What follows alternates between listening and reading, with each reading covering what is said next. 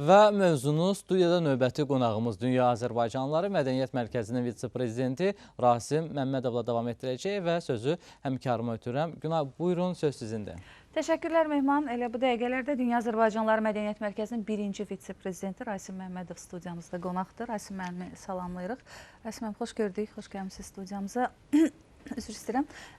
Türkiyədən gəlmişsiniz. Orada bizim yaşayan soydaşlarımız Milli Lider Heydər Əliyevin doğum günü ilə bağlı mərasimlərdə iştirak etmişsiniz. Yəni, bu özü bir faktdır ki, dünyada yaşayan Azərbaycanlılar milli liderin Azərbaycançılıq ideologiyası, birləşmə ideologiyası ətrafında birləşirlər və bunu, belə deyək, dərk edirlər, anlayırlar. Yəni, Heydər Əliyevin istədiyi də bu idi. Bütün dünya Azərbaycanlılarını mütəşəkkil şəkildə birləşdirmək Azərbaycançılıq ideologiyası ətrafında. Belədir, çox sağ olun Günay xanım. Mən bu ən əziz bayram günü, yəni xalqın Gül bayramına bu günlərimi qeyd edir xalqımız. Əlbəttə ki, bu təsadüfi deyil ki, bu Gül bayramı xalqa nələr bəxş etmişdir.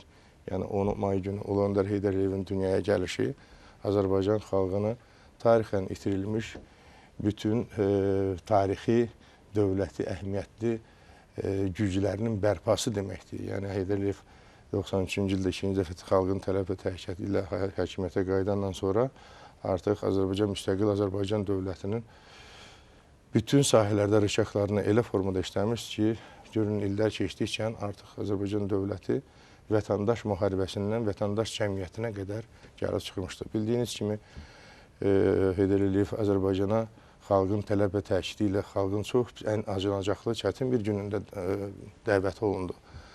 Xalqın içərisində lider yox idi, insanlar qarşı durma ilə üzləşmişlər. Vətəndaş müharibəsi, bölgələrimiz bölünürdü, Azərbaycançılıq ideologiyası sıfırlanırdı, artıq Azərbaycan 5 yerə parçalanırdı və xalq bunu gördü ki, xalqı yeganə xilas edən Azərbaycan xalqının içindən dahi şəxsiyyətlərdən biri yeganəsi Heydər Əliyev çıxarda bilər. Belə bir çox böyük şairimizin bir misrasını söyləmək istəyirəm. Dedikcə bizim kəssə hər kəs tökülən qan izini qurtaran dahi odur yer üzünü. Yəni bu kəlamlar da bizim dahi Hüseyin Cavidimizin kəlamlarıdır ki, bu da tarixən gəldi Heydər Əliyevin adına qızıl hərflərlə yazıldı ki, əlbəttə ki, Heydər Əliyev Azərbaycana gəlməklə qan izlərini, qanları utardı, qadaları utardı, qardaş qırğınlarını utardı. Əlbəttə ki, ilahi də bu cür dahi şəxsiyyətləri hələ sağ ikən xalqın qəlbində əbədləşdirməli idi. Çünki bu mümkün başqa bir yolda yox idi. Sadəcə olaraq mən bundan danışmaq istəyirəm ki, Heydər Əliyev və diaspora, Heydər Əliyev Azərbaycançılıq mövzusunda danışanda bu Heydər Əliyevin ikinci dəfə hakimiyyətə qayıdışından sonra deyil. Bu Heydər Əliyevin gənclik illərində Azərbaycançılığa qarşı Sovet Azərbaycanına rəhbərliyi dövründə bu dövründə hətta orta məktəbdə oxuyarkən mən ağsaqqallardan, böyüklərdən, onu şəxsən yaxşı tanıyan şəxsiyyətlərin dilindən eşitdiyim fikirlər var ki, orta məktəbdə oxuyarkən Azərbaycana qarşı bu ögey münasibətləri, bu Sovetlər Birliyinin, imperiyanın Azərbaycana qarşı nəinki Azərbaycana, türk dilli müttəfiq respublikalara qarşı ögeylik münasibətlərinin hamısını görərək və bütün onun hamısını o zəngin yaddaşında saxlayaraq vaxt gələrsə bunların hamısını düzgün idarə edər və onu çözər və Azərbaycançılığa xidmət edən sahəyə yönəldər. Bəli, o Azərbaycançılığa xidmət məsələsində yəqin ki, onun ən böyük dünya Azərbaycanlılarını birləşdirmək istiqamətində adımlarından biri Dünya Azərbaycanlılarının Həmrəylik gününü təsis etdi. Ardınca Dünya Azərbaycanlılarının qurultayının Bakıda keçirilməsinə nail oldu. Bunlar hamısı tarixi bir qərarlar idi və tarixi bir addım idi. Dünya Azərbaycanlılarının birləşməsi eyni amal uğrunda milli kimliyinin belə deyək özünə qaytarılması istiqamətində. Çox tamamilə düzgün sayısınız Günay xanım. Yəni Ulu Öndər Heydər Əliyevin düşüncələri deyərdim ki, dünyanı idarə etmək gücünə malik bir düşüncələrdir. Yəni Ulu Öndər nəinki Sovetlər Birliyini, nəinki bir kiçik Azərbaycan dövlətini, ancaq dünyanı idarə etmək gücünə malikdir. Çünki bu dünya şəxsiyyətləri, dünyada tanınmış nüfuzlu insanlar artıq Heydər Əliyevin kimliyini, şəxsiyyətini, daxiliyini bəyan edirlər, il-ildən bəyan edirlər və bu keçirilən tədbirlər də bütün dövlətlərdə, millətlərdə, bütün az saylı xalqların, millətlərin, diasporalarının belə bunu keçirilməsi bu sübut edir ki, bəli, dahi Heydər Əliyev heç bir xalqa mənsub olmayan yeganə tarixi nadir şəxsiyyətlərdən ki, ilahi bunu Azərbaycan xalqına qismət etdi və Azərbaycan xalqı da bundan çox gözəl də bəhrələndi və müstəqil dünyanın gözünü çıxardan bir gözəl bir dövlət qurmuşuq. Hansı ki, o dövlətdə bütün heç bir yerdə alına bilməyəsi möhtəşəm tədbirlər həyata keçirir. Bu, onu demək ki, Azərbaycan stabil bir dövlətdir. Bu, onu göstərir ki, Azərbaycanın dövlət quruculuğu adi, sıravi, təsadüfi bir insanlar tərəfindən qurulan bir dövlət deyil. İlahi bir gücə, qüdrətə malik olan tarixi dahi şəxsiyyət Heydər Əliyevin tərəfindən qurulub və o qurulan dövlət də ancaq bu cür inkişaf edə bilər. Bugün cənab prezidentimiz görün qurulmuş dövlətimizi, həmin yaradılmış o mühiti nə formada fantastik dərəcədə zərgər dəqiqliyi ilə işləyib hazırlayır. Görün, elə bir layihə yoxdur ki, o layihələr elə bir ki, sanki həmin günü, açılış gününə qədər zərgər dəqiqliyinin deyilən dəqiq bir vaxtda. Dünyanın bir çox yerlərində müəyyən keçirilən tədbirlərdə bilirsiniz, gecikmələr olur, problemlər olur, hələ bir bahanə gətirir. Biri İslamdan bahanə gətirir, bir də digər şeydən bahanə gətirir. Bizim Azərbaycan Respublikası hələ indiyənəcən heç bir dövlət layihələrində, heç bir dövlət proqramlarında belə bir möhtəşəm tədbirlərdə heç bir dəqiqə gecikmə söhbəti yoxdur. Sanki Avropanın o zərgər dəqiqliyindən daha dəqiqliyi Azərbaycan keçirir və o gün cənab prezident çox gözəl bir fikir söylədi. Artıq biz Avropa.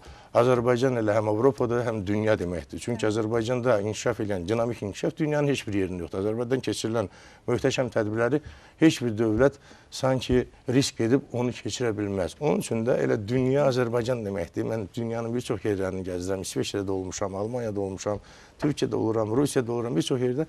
Mən hərdən birdən qınamasınlar məni. Mənim bir şəxsi fikrimdir. Deyirəm ki, dünya Azərbaycan deməkdir. Çünki yeganə inkişaf edən dinamika Azərbaycanda da. Elə bir hər yerdə dinamika yoxdur, sakitlikdir.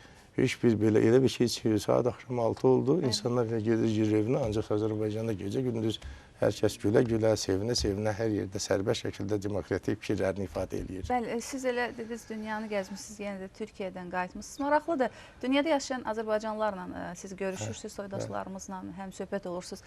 Azərbaycanla bağlı onların fikirləri. Bilirsiniz, Günay xanım, çünki kənardan daha yaxşı görsənir, görülən işlər. İnanın ki, diaspora, Ulu Öndər Heydər Əliyevin qoyduğu diaspora toxumları, səflik diaspora toxumları elə bir toxumlar idi ki, yəni bugün dünyanın hər bir yerində hansısa nüfuzlu, zəngin düşüncəyə, təcrübəyə, gücə, qüdrətə malik olan hər hansı bir Azərbaycanlı bir şəxsiyyətinin adını eşidirsə, bilin ki, onun adında Heydər Əliyevin imzası var. Çünki onların 20 il, 30 il, 40 il bundan qabaq xaricə göndərməsi və onların xaricdə qalması üçün təminat və zəmanət yaratması və onların o xaricdə müəyyən güclü, qüdrətli insanlar tərəfindən himayə olunması və onu həmin ölkənin ictimai-siyasi proseslərinə yaxından iştirak etməsi, bunların hamısı Heydər Əliyevin müqəddəs ideyası olub. Müqəddəs ideyası olub. Hətta o xaricə göndərdiyi tələbələrin, mən bir çoxlarını tanıyıram, eşitmişəm. Bizim çox gözəl doktor Rəşad Mahmudov bu haqda mənə çox dəqiq və düz informasiya verir ki, hətta fikirlər olub ki, qayıtmayaq, biz o ölkələrdə qalaq, orada yaşayaq, ailə quraq, kök salaq, artaq, çoxalaq və lazım olsa həmin o ölkələrdə Azərbaycan xeyrinə hər hansı bir damcada nəyisə həyata keçirə biləriksə, biz xoşbəxt gənclər ola bilərik.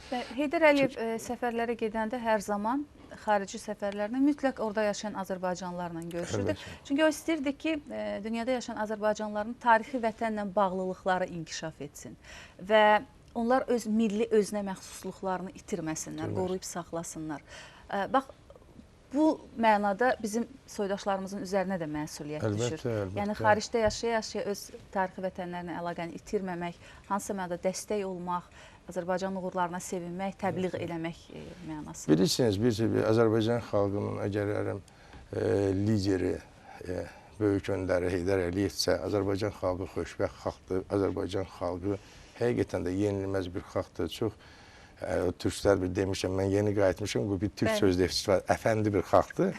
Sadəcə olaraq biraz diaspora ilə bağlı Ulu Öndərin müqəddəs ideyalarını diaspora fəaliyyətində bir həzə möhkəmlətmək lazımdır. Diaspora ilə bağlı bir həzə böyük işlər görmək lazımdır. Çünki mən bu yaxınlarda Türkiyədən bildiyiniz kimi dedim, gəldim. Türkiyənin Kahramanmaraş şəhər Südçü İmam Universitetində bizim bir çox tələbələr oxuyur orada, xarici tələbələr oxuyur orada. Həmin universitetin rektoru, professor Durmuş Dəvəki şəhərin valisi ilə bərabər universitet tələbələrindən bir möhtəşəm Ulu Öndər Heydər Əliyevin 90-cı il dönümünü andıq. Nə qədər insanlar sevinir, nə qədər xarici tələbələr Ulu Öndər haqqında gəlib fikirlərini söyləyirlər. Onun səhərsini biz olduq Xayseri şəhərində, Ərcəz Universitetində yenə də Ulu Öndərin doğum gününü kutladıq tələbələrimizdən. Mən elə gəlir ki, vaxt gələcək, yaxın bir zamanda artıq necə ki, illər boyu ki, Avropa standartları, dünya standartları, inanıram ki, vaxt gələcək yaxın zamanda bütün dünya Azərbaycan və Heydər Əliyev standartlarına stavka eləyəcək və həmin Ulu Öndərin müqəddəs ideyalarına söykənən düşüncə ilə, fikirlərlə hər bir xalq, hər bir lider öz xalqını xoşbəxt gələcəyə aparacaq. Necə ki, Azərbaycan xalqı bu günlərim güclü və qüdrətli dövlətdir və hər birimiz Azərbaycanlı olmamızla artıq şərəf duyuruq, vaxt vardı, tanırdıq. Çox sağ olun, bilirəm. Təşəkkürlər Rasim müəllim, sizə çox maraqlı söhbətdir, amma təəssüf ki, bizim qonaqlarımız çoxdur, ona görə onların da vaxt ayıraq. Təbii, saatlarla danışsaq da yenə az olar. Çox sağ olun, minnətdarıq sizə studiyamıza gəldiyinizə görə. Fürsətdən istifadə edib xalqımızı Ulu Öndərin bu əziz Gül bayramı münasibətən xalqımızı təbrik edirəm. Ölkə rəhbərimizi, onun ailəsini təbrik edirəm. Onları bu sahədə güclü, qüdrətli və sədaqətli insanlarla bərabər çiyin-çiyinə bu şərəfli yolda uğurlar arzulayıram. Sağ olun, biz də sizə uğurlar arzulayırıq və bir daha xatırladırıq ki, studiyamızın qonağı Dünya Azərbaycanlıları Mədəniyyət Mərkəzinin 1-ci vitse-prezidenti Rasim Məmmədov idi. Mehman, söz sizdədir, buyurun. Maraqlı söhbət üçün Günay sizə və qonağınıza da təşəkkürümüzü bildiririk.